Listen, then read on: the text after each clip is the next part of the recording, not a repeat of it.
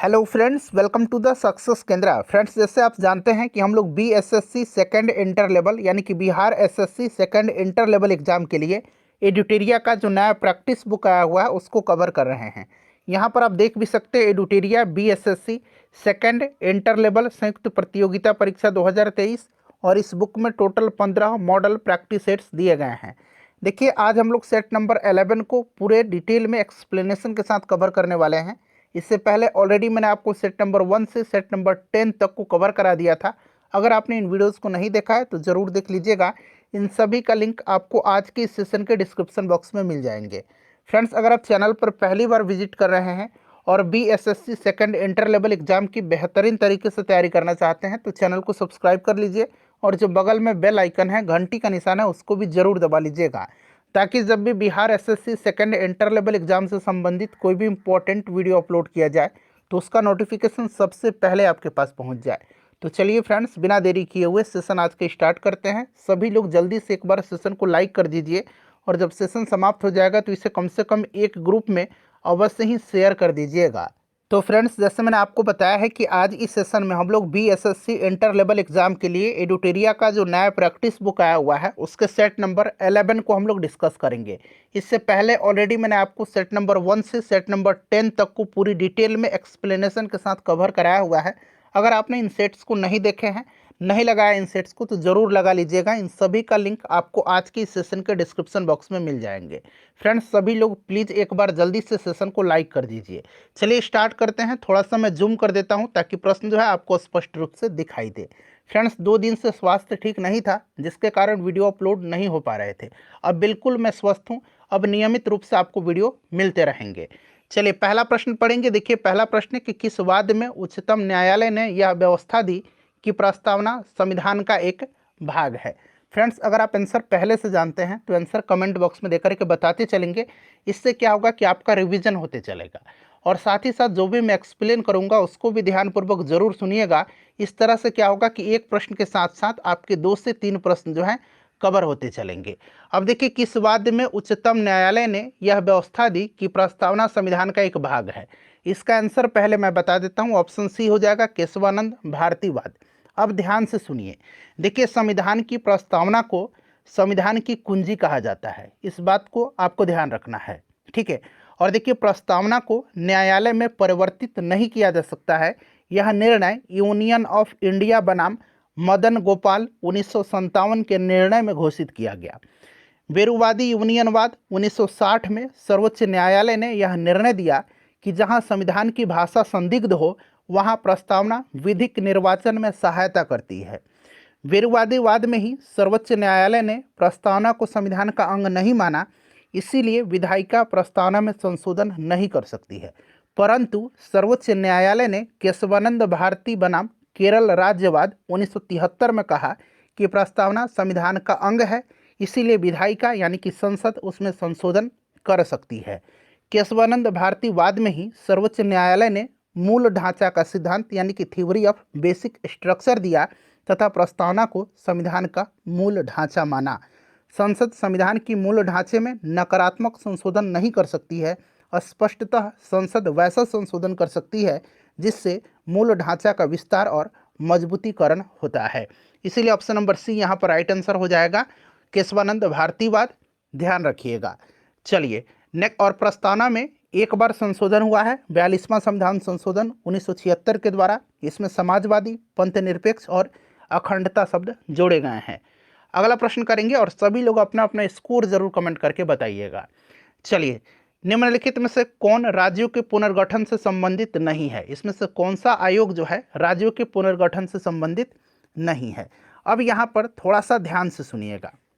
देखिए, भाषा के आधार पर राज्यों का पुनर्गठन उचित है या नहीं, इसकी जांच के लिए संविधान सभा के अध्यक्ष राजेंद्र प्रसाद ने इलाहाबाद उच्च न्यायालय के अवकाश प्राप्त न्यायाधीश एस.के. धर की अध्यक्षता में एक 4 सदस्यीय आयोग की नियुक्ति किया और इस आयोग ने भाषा के आधार पर राज्यों के पुनर्गठन का विरोध किया और प्रशासनिक सुविधा के आधार पर राज्यों के पुनर्गठन का समर्थन किया था। कौन? तो एस.के. धर जो समिति थी, धर आयोग, इन्हीं की अध्यक्षता में थी, एस.के. धर की अध्यक्षता में। तो बिल्कुल जो है ये राज्य पुनर्गठन से संबंधित है, ठीक है। उसके बाद यहाँ पर देखिए जेबीपी समिति, जेबीपी समिति जो धर आयोग थी, यहाँ पर धर आयोग, इसी के निर्णय की परीक्षा करने के लिए कांग्रेस कार्य समिति ने अपने जयपुर अधिवेशन में जवाहरलाल नेहरू, वल्लभ भाई पटेल और पट्टाभी सीतारामैया की समिति का गठन किया, जिसको कि जेबीपी समिति कहा गया, जवाहरलाल नेहरू, वल्लभ भाई पटेल और पट्टाभी सीतारामैया। ठीक है। और इस समिति ने भाषाई आधार पर राज्यों की पुनर्गठन की मांग को खारिज कर दिया। उसके बाद यहाँ पर देखिए फजल अली आयोग, राज्य पुनर्गठन अधिनियम जुलाई 1956 में पास किया गया। और आपको पता है राज्य पुनर्गठन आयोग के अध्यक्ष फजल अली थे और इसमें अन्य सदस्य पंडित हृदयनाथ कुंजरू और सरदार के.एम. पनिकर थे। तो ये सभी थे। राज्य मन्नार समिति जो है राज्य पुनर्गठन से संबंधित नहीं थी।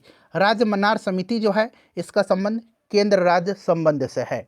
चलिए अगला प्रश्न है कि भारतीय संविधान में किस आधार पर अल्पसंख्यकों का निर्धारण किया गया है।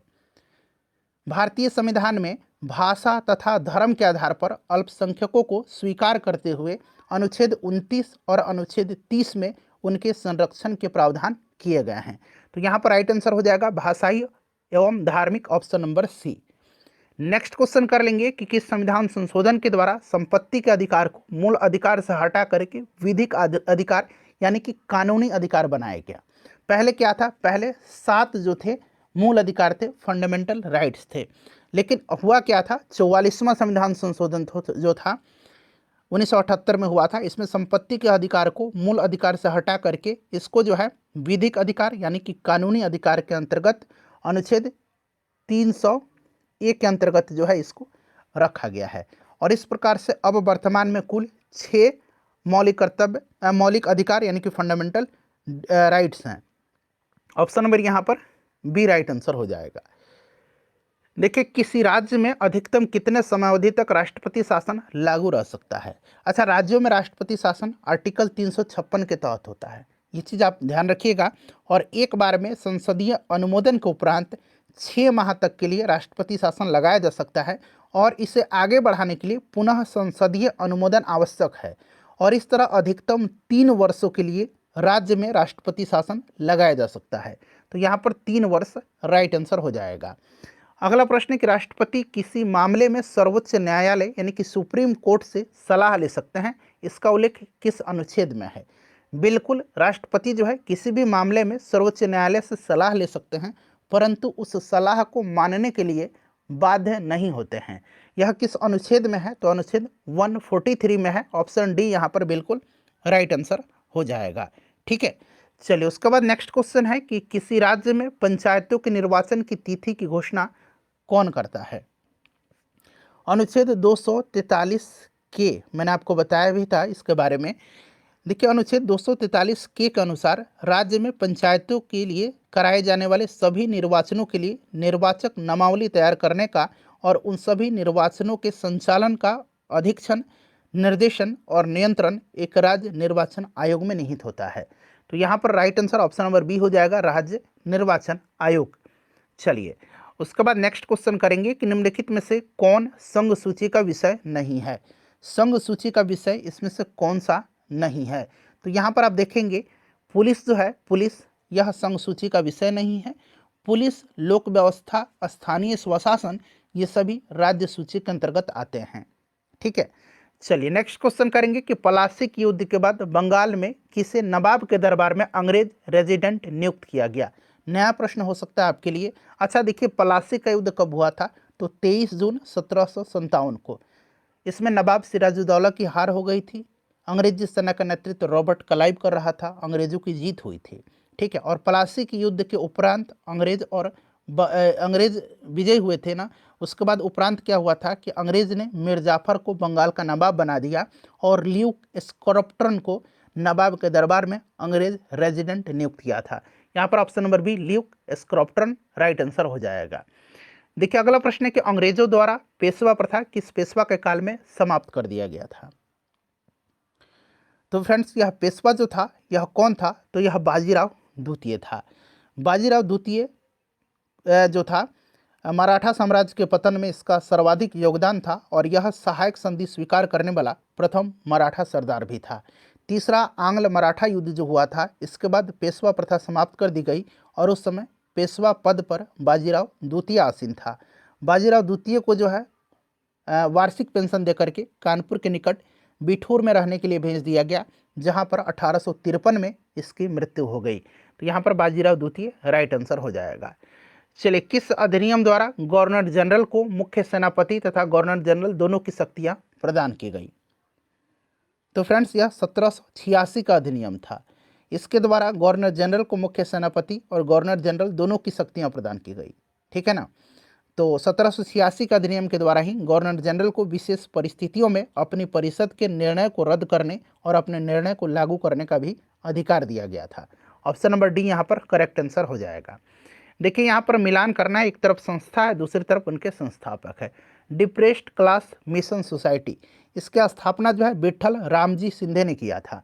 डिप्रेस्ड क्लास मिशन सोसाइटी की स्थापना विट्ठल रामजी सिंधे ने, तो यहाँ पर देखिए VR सिंधे दिया गया, विट्ठल रामजी सिंधे ने किया था। All India depressed class association की स्थापना महात्मा गांधी जी ने किया था।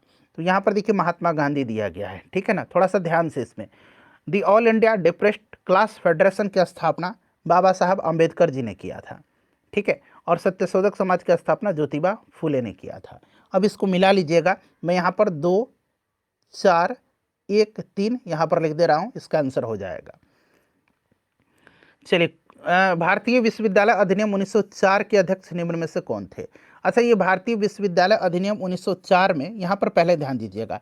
देखिए, लॉर्ड कर्जन के समय सबसे पहले ये घटना हुई थी। लॉर्ड कर्जन ने 1902 में 19 यहाँ में लिखता 1902 में सर टॉमस रैली की अध्यक्षता में एक विश्वविद्यालय आयोग का गठन किया था, और 1902 में ही सर एंड्रू फ्रेजर की अध्यक्षता में एक पुलिस आयोग का भी गठन कर्जन ने किया था। इसको भी याद रखेंगे, एंड्रू फ्रेजर की अध्यक्षता में एक पुलिस आयोग का भी गठन किया था।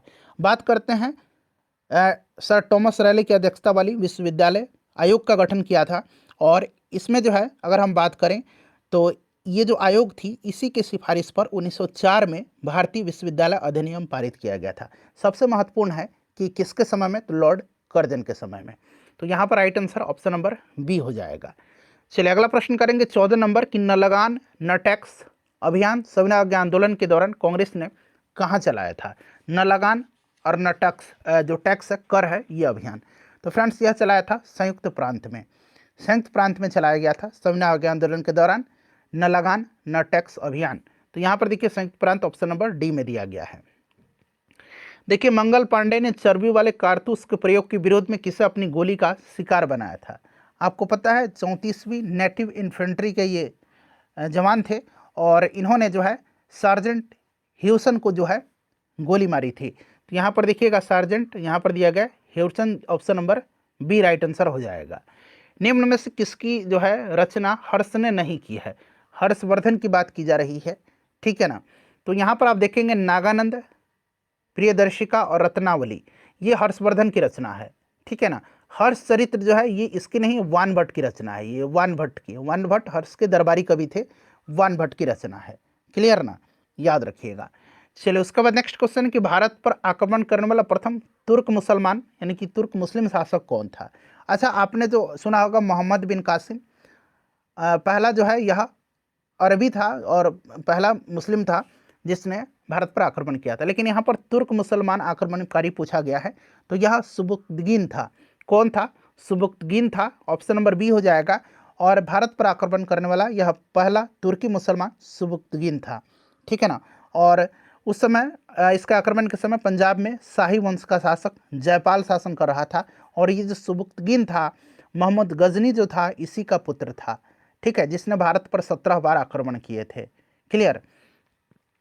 देखिए, चचनामा अली अहमद द्वारा अरबी भाषा में लिखित एक प्रमुख ग्रंथ है जिसके मुख्य रूप में वर्णन किया गया है। चचनामा याद रखना है किसकी रचना? अली अहमद की। और इसमें जो है मुख्य रूप से किसका वर्णन किया गया है? तो अरबों द्वारा सिंध विजय का वर्णन किया गया है। अरबों द्वारा सिंध विजय का वर्णन कहाँ मिलता है? तो चचनामा में। चचनामा के लेखक कौन है? अली अहमद है। ये सब ध्यान रखिएगा। देखिए, मजहरूल हक ने द मदरलैंड नामक अखबार का प्रकाशन किया था। किसके दौरान? किस आंदोलन के दौरान? द मदरलैंड अखबार का प्रकाशन सबसे पहले तो प्रश्न बनेगा किसने किया था? तो मौलाना मजहरूल हक ने। ठीक है ना। और इन्होंने किया था असहयोग आंदोलन के दौरान। ठीक है, असहयोग आंदोलन के दौरान सदाकत आश्रम से द मदरलैंड नामक अखबार का इन्होंने प्रकाशन प्रारंभ किया था। ऑप्शन ए राइट आंसर हो जाएगा। सातवाहन वंश के किस शासक के सिक्के पर जहाज का चित्र बना हुआ है? सातवाहन वंश की अगर हम बात करते हैं तो इसकी संस्थापक सिमुक था, ठीक है ना। और सातवाहन वंश का जो शासक था यज्ञश्री सातकर्णी, यह व्यापार और जल यात्रा में विशेष रुचि रखता था और इसने अपने सिक्के पर जलयान का चित्र अंकित करवाया था। तो यहाँ पर यज्ञश्री सातकर्णी हो जाएगा। हालांकि वशिष्ठी पुत्र पुलवामी के भी जो सिक्के थे उस पर नाव के चित्र बने हुए हैं, इसको भी आप ध्यान रख सकते हैं। देखिए, एक तरफ खनन क्षेत्र दिया गया और दूसरी तरफ खनिज संपदा दिया गया और मिलान करना है और यहाँ से सही उत्तर आपको चुन करके बताना है। कालाहांडी जो होगा यह आपका हो जाएगा बॉक्साइट, जावर जो होगा ये जस्ता और सीसा हो जाएगा, कोलार जो होगा यह आपका सोना हो जाएगा और मोसाबनी जो होगा यह आपका तांबा हो जाएगा। जिसको आप मिला सकते हैं 3 हो जाएगा, ठीक है ना। फिर यहाँ पर आपका 4 हो जाएगा, फिर आपका देख लीजिए 1 हो जाएगा और फिर आपका यहाँ पर 2 हो जाएगा, ठीक है ना। चलिए, तो 3 4 1 2 जो कि ऑप्शन नंबर कहाँ पर दिख रहा है आपको, देखेंगे तो सी में दिख रहा है। उसके बाद नेक्स्ट क्वेश्चन है हमारा, निम्नलिखित में से कौन सा मानव भूगोल का जन्मदाता कहलाता है? मानव भूगोल का जन्मदाता कहा जाता है फ्रेडरिक रेटजेल को, ठीक है ना। यहाँ पर राइट आंसर हो जाएगा। इन्होंने एंथ्रोपायोग्राफी की रचना भी किया था। एंथ्रोपायोग्राफी की रचना, ठीक है ना, ध्यान रखिएगा। तो यहाँ पर राइट आंसर हो जाएगा आपका कौन? Friedrich Ratzel. क्लियर। चलिए, और वर्तमान भूगोल का जनक की बात करते हैं तो कहा जाता है अलेक्जेंडर वान हम्बोल्ट को। वैसे भूगोल का जनक हिकेटियस को कहा जाता है, ठीक है। तो ये सब पॉइंट आप ध्यान रख सकते हैं। अधोलिखित सागरों में किसमें तट रेखा नहीं है? तो इसमें से देखेंगे तो सरगैसो सागर में नहीं है। सरगैसो सागर उत्तरी अटलांटिक महासागर में स्थित एक जलीय क्षेत्र है, ठीक है ना। तो यहाँ पर आपका सरगैसो सागर हो जाएगा। इसमें जो है तटरेखा नहीं है। किस चट्टान में जीवाश्म पाए जाते हैं? इसका आंसर आप मुझे कमेंट करके बताइएगा। बहुत ही पॉपुलर क्वेश्चन है, किस चट्टान में जीवाश्म पाए जाते हैं? क्लियर। एक प्रश्न मैं आपसे हर वीडियो में पूछता हूँ, इसका आंसर आप मुझे कमेंट करके बताइएगा। काजीरंगा नेशनल पार्क कहाँ पर है? ज़्यादा समय वेस्ट नहीं करेंगे। काजीरंगा असम में है, मानस भी असम में है, देहिंग पटकाई भी असम में है, ओरांग नेशनल पार्क भी असम में है, ठीक है। चले, तो असम राइट आंसर होगा। निम्नलिखित में से कौन सी नदी भूमध्य रेखा को 2 बार काटती है? भूमध्य रेखा को 2 बार काटती है, ये जायरे नदी है। जायरे नदी, ठीक है ना। इसको कांगो नदी के नाम से भी जाना जाता है और यह अफ्रीका की नदी है। क्लियर, याद रखेंगे। लिम्पोपो नदी जो है, एक लिम्पोपो नदी, यहाँ मैं लिख देता हूँ लिम्पोपो नदी। लिम्पोपो नदी जो है ये मकर रेखा को 2 बार काटती है। मकर रेखा को 2 बार काटती है, ठीक है। और ये भी अफ्रीका में ही है। क्लियर, याद रखिएगा। चलिए, उसके बाद कौन सी नदी कश्मीर घाटी में बहती है? तो इसमें से अगर हम बात करते हैं तो कश्मीर घाटी में इसमें से झेलम नदी बहती है, ठीक है ना। झेलम राइट आंसर हो जाएगा, याद रखिएगा। चलिए, उसके बाद नेक्स्ट क्वेश्चन हमारा, कौन सी नहर प्रशांत और अटलांटिक महासागर को जोड़ती है? प्रशांत और अटलांटिक महासागर को कौन सी नहर जोड़ती है? तो यह नहर पनामा नहर है। पनामा नहर, ठीक है ना। यह नहर पनामा स्थल डमरू मध्य को काटते हुए निर्मित है और इस पर पनामा देश का नियंत्रण है, ठीक है। 1914 में इसका उद्घाटन हुआ था। तो यहाँ पर पनामा राइट आंसर हो जाएगा। निम्नलिखित में से कौन सी एक संस्था विदेशी वाणिज्यिक उधारी को नियमित करती है? तो ये जो विदेशी वाणिज्यिक उधारी है यानी कि एक्सटर्नल कमर्शियल बोरोइंग, इसका रेगुलेशन जो है यह आरबीआई के द्वारा किया जाता है, रिजर्व बैंक ऑफ इंडिया के द्वारा। Option number D right answer हो जाएगा। चलिए, भारत में सेवा कर किसकी सिफारिशों पर लागू हुआ था? सेवा कर जो है यह किसकी सिफारिश पर लागू हुआ था? वर्तमान में जो है आपको सेवा कर को वस्तु एवं सेवा कर जीएसटी में विलय किया गया है, ध्यान रखिएगा। और कर के आधार पर जो है ज़्यादा विस्तृत करने के लिए राजा जे चलैया जो कमेटी थी, इसी के संस्तुति पर सेवा कर को 1994-95 में केंद्रीय बजट से प्रारंभ किया गया था। ऑप्शन नंबर बी हो जाएगा। देखिए, विकास के मानवीय पक्ष पर निम्नलिखित में से किस एक ने सबसे पहले ध्यान केंद्रित किया? विकास के मानवीय पक्ष पर सबसे पहले संयुक्त राष्ट्र विकास कार्यक्रम यानी कि यूनाइटेड नेशंस डेवलपमेंट प्रोग्राम के ने ध्यान केंद्रित किया, ठीक है ना। तो यहाँ पर आप देख सकते हैं आपका इसमें से right answer option number A हो जाएगा, यूएनडीपी। चलिए, बंधुआ मजदूर उन्मूलन अधिनियम किस वर्ष पारित किया गया था? तो यह 1976 में पारित किया गया था, ठीक है। 1976 में। अगला प्रश्न है हमारा कि निम्नलिखित में से कौन निर्धनता के लिए उत्तरदायी नहीं है। निर्धनता के लिए उत्तरदायी इसमें से कौन सा नहीं है? तो अपर्याप्त समृद्धि कर, जनसंख्या की उच्च वृद्धि दर एवं बेरोजगारी निर्धनता के लिए उत्तरदायी है, जबकि बढ़ता निवेश दर जो है यह निर्धनता के लिए उत्तरदायी नहीं है। निम्नलिखित में से कौन सी एक सकल घरेलू उत्पाद यानी कि जीडीपी गणना करने की विधि नहीं है? ग्रॉस डोमेस्टिक प्रोडक्ट जीडीपी, ठीक है ना। इसका तात्पर्य किसी एक साल में देश में पैदा होने वाले सामानों और सेवाओं का अंतिम मौद्रिक मूल्य होता है। जीडीपी को मापने की जिम्मेदारी सांख्यिकी और कार्यक्रम कार्यान्वयन मंत्रालय के अंतर्गत आने वाले केंद्रीय सांख्यिकी कार्यालय CSO की है, ठीक है। जीडीपी जो है ज्ञात करने के लिए उत्पाद विधि, आय विधि और व्यय विधि का प्रयोग किया जाता है। ह्रासमान लागत विधि इसमें नहीं होगा। नगद आरक्षित अनुपात को कम करने से अर्थव्यवस्था पर इसका निम्नलिखित प्रभाव पड़ेगा। तो यहां पर आप देखेंगे कूट में से आंसर आपको चुन करके बताना है। तो पहला, दूसरा, तीसरा, चौथा यहां पर राइट आंसर हो जाएगा। यानी कि आप देख सकते हैं ये सभी हो जाएगा। बैंक के पास अधिक तरलता लाभ होगा, अर्थव्यवस्था में निवेश वृद्धि देखने को मिल सकती है, अर्थव्यवस्था में मुद्रा पूर्ति बढ़ सकती है और वास्तविक निवेश दर में गिरावट आ सकती है। तो सही आंसर हो जाएगा, सभी हो जाएगा। द बिहार हेराल्ड समाचार पत्र किस वर्ष प्रकाशित किया गया था? तो फ्रेंड्स यह जो है 1875 में गुरु प्रसाद सेन के द्वारा प्रकाशित किया गया था, ठीक है। गुरु प्रसाद सेन के द्वारा 1875 में। उसके बाद देखिए भारत वन स्थिति रिपोर्ट 2021 के अनुसार बिहार में वन प्रतिशत कितना है? इंपॉर्टेंट क्वेश्चन है, 7.84% है। बिहार का क्षेत्रफल अगर पूछा जाएगा तो याद रखिएगा 94,163 वर्ग किलोमीटर, बड़ा ही महत्वपूर्ण है। 7.84% यहाँ पर राइट आंसर हो जाएगा। शराब पर स्वास्थ्य चेतावनी लागू करने वाला पहला देश कौन सा है? तो यह देश जो बना है यह आयरलैंड बना है। आयरलैंड राइट आंसर हो जाएगा। चलिए, हाल ही के दिनों में चर्चा में रहा हॉलमार्क यूनिक आइडेंटिफिकेशन यानी कि HUID नंबर में कुल कितने अंक हैं? तो अब जो है नंबर 6 अंक का यूनिक जो है अल्फा न्यूमेरिक कोड है यह, क्लियर ना। तो यहाँ पर 6 अंक हो जाएगा इसका राइट आंसर, 6 राइट आंसर हो जाएगा। चलिए, प्रतिवर्ष विश्व सतत परिवहन दिवस कब मनाया जाता है? तो यह 26 नवंबर के दिन मनाया जाता है, सतत परिवहन को लेकर के लोगों को जागरूक करने के उद्देश्य से, ठीक है। विश्व सतत परिवहन दिवस 26 नवंबर के दिन। तो यहाँ पर 26 नवंबर, यहाँ पर ऑप्शन नंबर C में देख रहे हैं। चलिए, अंतर्राष्ट्रीय बौद्धिक संपदा सूचकांक 2023 में भारत का स्थान क्या है? यह जारी करता है US चैम्बर ऑफ कॉमर्स, ठीक है ना। और 2023 में भारत का स्थान 42वां है, पहले स्थान पर अमेरिका है। उसके बाद चलिए 42 नंबर क्वेश्चन यहाँ पर है कि shaping A future of rights विषय के साथ कौन सा दिवस 2023 में मनाया गया है?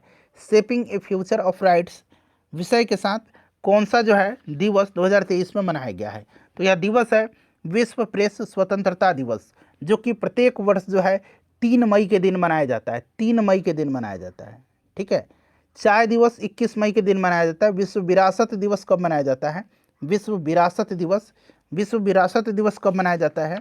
तो मैंने आपको अभी शायद बताया है विश्व सतत परिवहन दिवस 26 नवंबर के दिन, ठीक है ना। जल दिवस आपको पता है, जल दिवस मनाया जाता है 22 अप्रैल के दिन, ठीक है ना। 22 मार्च के दिन, 22 मार्च के बिहार दिवस और जल दिवस मनाया जाता है। 22 अप्रैल के दिन पृथ्वी दिवस मनाया जाता है, तो ये नोट कर लीजिएगा, ठीक है। 22 मई के दिन जैव विविधता दिवस मनाया जाता है, सब याद ध्यान रखिएगा। ऑपरेशन मेघचक्र निम्नलिखित में से किसके द्वारा चलाया गया है? ऑपरेशन मेघचक्र जो है यह बाल यौन शोषण से जुड़ी सामग्री को ऑनलाइन प्रसारित करने वाले के खिलाफ कार्रवाई करने के उद्देश्य से CBI के द्वारा यह चलाया गया है ऑपरेशन मेघचक्र। तो ऑप्शन A राइट आंसर हो जाएगा। बजट 2023-24 के तहत शिक्षा पर कितना व्यय करने की योजना बनाई गई है? तो शिक्षा पर हो जाएगा आपका 1,12,899 करोड़, जो कि ऑप्शन नंबर यहाँ पर आप देख सकते हैं B में दिया गया है, ठीक है। चलिए, उसके बाद नेक्स्ट क्वेश्चन है हमारा कि, और यहाँ पर देख सकते हैं 5,17,034 करोड़ जो है ये परिवहन पर। उसके बाद यहाँ पर देख सकते हैं, ठीक है ना, ये आपको 1,12,899 करोड़ जो है यह शिक्षा पर, जो कि ऑप्शन B इसका आंसर होगा, ठीक है ना। चलिए, उसके बाद नेक्स्ट क्वेश्चन है कि टाइम पत्रिका सूची 2023 के तहत किस अभिनेता को शामिल किया गया इसमें? तो टाइम पत्रिका में शामिल सबसे प्रभावशाली भारतीय व्यक्तियों की सूची में भारत के 2 व्यक्तियों को शामिल किया गया है, जिसमें शाहरुख खान और एस राजामौली हैं। तो यहाँ पर शाहरुख खान है और एस राजामौली भी ध्यान रखिएगा। हाल ही में तारिक फ़तेह का निधन हो गया। उनका संबंध किस क्षेत्र से था? तारिक फ़तेह जो थे ये पाकिस्तानी मुल्क के जाने माने एक कनाडाई लेखक थे, ठीक है ना। ये कनाडा के निवासी थे, पाकिस्तानी मुल्क के थे और हाल ही में इनका निधन हो गया है। और तो right answer option number A हो जाएगा लेखक। केंद्र सरकार के द्वारा कुनो राष्ट्रीय उद्यान में कितने दक्षिण अफ्रीकी चीतों को लाए जाने की योजना बनाई जा रही है? कुनो जो आपका राष्ट्रीय उद्यान है ये मध्य प्रदेश में है, ठीक है। और यहाँ से 12 राइट आंसर हो जाएगा। कुनो राष्ट्रीय पार्क में फिर से जो है दक्षिण अफ्रीका से 12 और चीते लाए जाने की घोषणा की जा रही है। तो 12 यहाँ पर करेक्ट आंसर हो जाएगा। चलिए, पहला वैश्विक बौद्ध शिखर सम्मेलन 2023 का आयोजन कहाँ किया गया? तो ये किया गया नई दिल्ली में, संस्कृति मंत्रालय के द्वारा इसका आयोजन किया गया है, ठीक है ना। और इसका उद्घाटन प्रधानमंत्री मोदी जी ने किया है। राइट आंसर यहाँ पर नई दिल्ली हो जाएगा। प्रसिद्ध पुस्तक जो है कथकली डांस थिएटर, पुस्तक के लेखक कौन है? तो इसको लिखा किसने है? तो इसको लिखा है कथकली डांस थिएटर पुस्तक को के गोपालकृष्णन ने, के गोपालकृष्णन ने, ठीक है। स्मोक एंड एसेज ध्यान रखिएगा, अमिताभ घोष की है। विक्ट्री सिटी सलमान रुश्दी की है। रिफॉर्म नेशन जो है गौतम चिकरमाने की है। My life as a comrade K Shailaja की पुस्तक है। मंगलयान 2 किस वर्ष तक प्रक्षेपित करने का लक्ष्य रखा गया है? 2024 तक रखा गया है, ठीक है ना। 2024 यहाँ पर राइट आंसर हो जाएगा। चलिए, ज्योति तीव्रता जिसको कि ल्यूमिनस इंटेंसिटी कहा जाता है, इसका एसआई यूनिट क्या है? तो ल्यूमिनस इंटेंसिटी का एसआई यूनिट जो है ये कैंडेला होता है, कैंडेला है। और कैंडेला एक मूल मात्रक भी है, ठीक है। तो कैंडेला राइट आंसर हो जाएगा। निम्नलिखित में से कौन रक्त जमाव के लिए जो है आपका इसमें से आवश्यक है? रक्त जमाव के लिए आवश्यक है। यहाँ पर थोड़ा सा देख लीजिएगा, एम्पियर विद्युत धारा का है। मोल जो है, मोल आपको पता है पदार्थ की मात्रा का होता है, ठीक है ना। और रेडियन जो है ये समतल एंगल का होता है। बताएंगे इसका राइट आंसर क्या हो जाएगा? तो इसमें से देखिए विटामिन के तो आपको पता है, कैल्शियम और फाइब्रिनोजन एक प्रोटीन है, यह भी रक्त के जो है जमाव के लिए आवश्यक होता है। चलिए, उसके बाद देखिए किस रोग में तांबा ऊतकों में जमा हो जाता है? तो यह रोग विल्सन रोग है, विल्सन रोग है। और विल्सन रोग में जो होता है तांबे धातु के अत्यधिक वृद्धि के कारण यह होता है। तो यह विल्सन हो जाएगा यहाँ पर। इसमें से देखिएगा कि निम्न में से किस तरंग को उष्मा तरंग भी कहते हैं? उष्मा तरंग कहा जाता है इंफ्रारेड को, इंफ्रारेड को कहा जाता है, ठीक है ना। इंफ्रारेड को कहा जाता है, इंफ्रारेड यहाँ पर राइट आंसर हो जाएगा। चलो, उसके बाद देखिएगा कि नींबू में लिटिल लीफ रोग होता है किसकी कमी के कारण? नींबू में लिटिल लीफ रोग जो होता है ये तांबा के कारण होता है। मक्का में व्हाइट बर्ड नामक रोग होता है, मक्का में जो है व्हाइट बर्ड नामक रोग होता है, ये होता है जिंक के कारण, जस्ता के कारण, ठीक है। तो ध्यान रखिएगा, ये सब ध्यान रखिएगा, ठीक है ना। चुकंदर में हॉट रोट नामक रोग होता है बोरोन के कारण। धान में खैरा रोग जिंक के कारण होता है। आलू में ब्लैक हार्ट रोग होता है भंडारण में ऑक्सीजन की कमी के कारण। यहाँ पर ऑप्शन ए हो जाएगा। सूर्य के चारों ओर पृथ्वी की गति है, तो यह पीरियोडिक है, आवधिक गति है, ठीक है ना। तो यहाँ पर देखेंगे ये आपका पीरियोडिक राइट आंसर हो जाएगा। चलिए, उसके बाद अगला प्रश्न करेंगे कि वह घटना जिसके द्वारा किसी सतह पर पड़ने वाले आपतित प्रकाश को वापस उसी माध्यम में भेजा जाता है क्या कहलाता है? वापस उसी माध्यम में चला जाएगा, तो ये परावर्तन कहलाता है, ठीक है ना। परावर्तन कहलाता है, परावर्तन यहाँ पर राइट आंसर हो जाएगा, ठीक है ना। चलिए, परावर्तन करेक्ट आंसर हो जाएगा। तो यहाँ पर परावर्तन हो जाएगा। और यहाँ पर देखिएगा डिफ्रैक्शन ऑफ लाइट दिया गया है विवर्तन। विवर्तन क्या है? तो देखिएगा विवर्तन क्या है, तो प्रकाश का अपवर्तन कहा जाता है। आपको पता है किसको? तो पहला अपवर्तन जानिए, जब प्रकाश की किरणें एक पारदर्शी माध्यम से दूसरे पारदर्शी माध्यम में प्रवेश करती है तो वह मूल दिशा से विचलित हो जाती है। इस घटना को प्रकाश का अपवर्तन कहा जाता है, ठीक है ना। और प्रकाश का अवरोध के किनारों के चारों ओर मुड़ना और उसी ज्यामितीय छाया में प्रवेश करने की घटना को प्रकाश का विवर्तन, जिसको कि डिफ्रैक्शन ऑफ लाइट कहा जाता है, ठीक है। चलिए, आहार नाल से अंगों द्वारा स्रावित कौन सा रस वसा के पाचन में महत्वपूर्ण भूमिका निभाता है? तो यह पित्त रस है और अग्नाशयी रस है। तो ऑप्शन नंबर यहाँ पर बी राइट आंसर हो जाएगा। पित्त रस यकृत द्वारा स्रावित भोजन को क्षारीय बनाने और वसा के अणुओं को तोड़ने में मदद करता है। और अग्नाशयी रस अग्नाशय द्वारा स्रावित होता है, जिसमें एमाइलेज, ट्रिप्सिन, लाइपेज जैसे एंजाइम शामिल होते हैं। लाइपेज वसा के पाचक एंजाइम है, आपको पता भी है। पृथ्वी के किस बिंदु पर गुरुत्वाकर्षण नहीं है? तो गुरुत्वाकर्षण पृथ्वी के जो केंद्र होता है उस पर नहीं होगा। ऑप्शन नंबर ए यहाँ पर राइट आंसर हो जाएगा। ठीक है, चलिए उसके बाद नेक्स्ट क्वेश्चन करेंगे। क्वेश्चन नंबर 60 है कि यहाँ पर देखिए सिनैप्सिस अर्धसूत्री विभाजन किस किस अवस्था में होता है? तो यह आपका जाइगोटीन हो जाएगा। Option number C correct answer हो जाएगा। ठीक है, जाइगोटीन करेक्ट आंसर हो जाएगा इसका। चलिए उसके बाद जाइगोटीन जो है समजात गुणसूत्र एक साथ मिलकर के जोड़े बनाते हैं, जिसे हम लोग सिनैप्सिस कहते हैं। डीएनए फिंगरप्रिंटिंग के जनक कौन थे? तो यहाँ पर देखिएगा एलेक जेफरिस राइट आंसर हो जाएगा, एलेक जेफरिस। ठीक है ना, और भारत में इसके जनक डॉक्टर लालजी सिंह हैं। नेक्स्ट क्वेश्चन हमारा कि निम्नलिखित में से किसे पर्ल एस कहा जाता है? तो पर्ल एस जो है यह किसको कहा जाता है? तो यह कहा जाता है आपका K2CO3 को, पोटेशियम कार्बोनेट को पर्ल एस या मोती की राख के रूप में इसको जाना जाता है। 1 लीटर पानी को 4 डिग्री सेंटीग्रेड से 0 डिग्री तक ठंडा करने पर इसका आयतन क्या होगा? तो आयतन इसका बढ़ेगा। सामान्य अवस्था में पदार्थ की आयतन गर्म करने पर बढ़ती है तो ठंडा करने पर घटती है, किंतु जल की अनोखी जो यूनिक प्रॉपर्टी है इसके कारण 4 डिग्री सेंटीग्रेड से 0 डिग्री तक ठंडा करने पर जल का आयतन बढ़ता है, क्योंकि इस दौरान जल का घनत्व कम होता है। इसीलिए ऑप्शन नंबर यहाँ पर बी राइट आंसर होगा। वॉशिंग सोडा के एक अणु में जल के कितने अणु होते हैं? तो वॉशिंग सोडा का देख लीजिए Na2CO3 इंटू 10H2O जल का अणु पूछा गया, तो यहाँ पर देख सकते हैं 10H2O, तो ये आपका यहाँ पर 10 राइट आंसर हो जाएगा। ठीक है, कपूर और अमोनियम क्लोराइड के संदर्भ में सही कथन का चयन करें। तो यहाँ पर आप देखेंगे यह दोनों जो हैं ऊर्ध्वपातन से गुजरते हैं, सब्लिमेशन से गुजरते हैं। उसके बाद देखिए निम्नलिखित में से किस धातु को मोम में रखा जाता है? मोम में रखा जाता है किसको? तो लिथियम को रखा जाता है।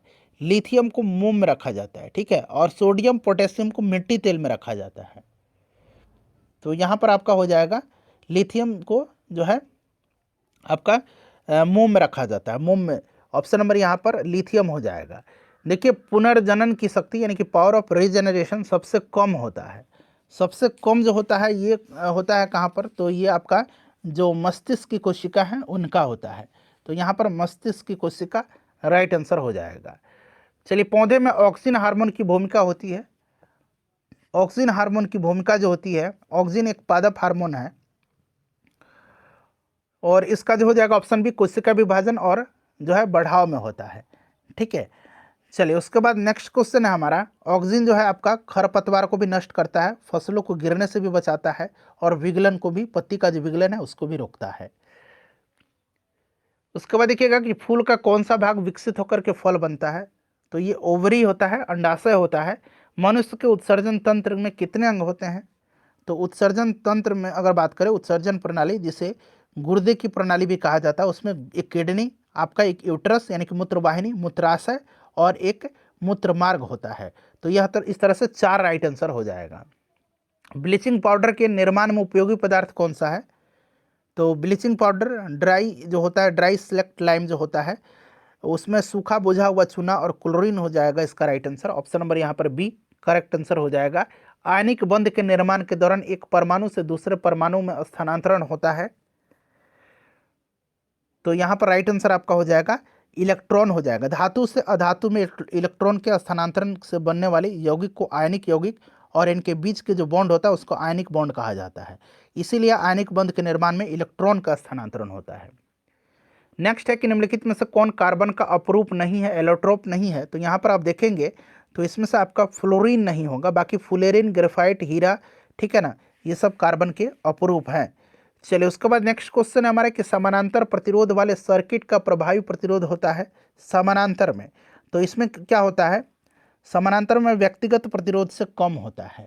ठीक है ना, तो व्यक्तिगत प्रतिरोध से कम हो जाएगा, यहाँ मैंने बराबर पर लगा दिया, ऑप्शन ए राइट आंसर हो जाएगा। देखिए कार्य को किस सूत्र के द्वारा व्यक्त किया जाता है?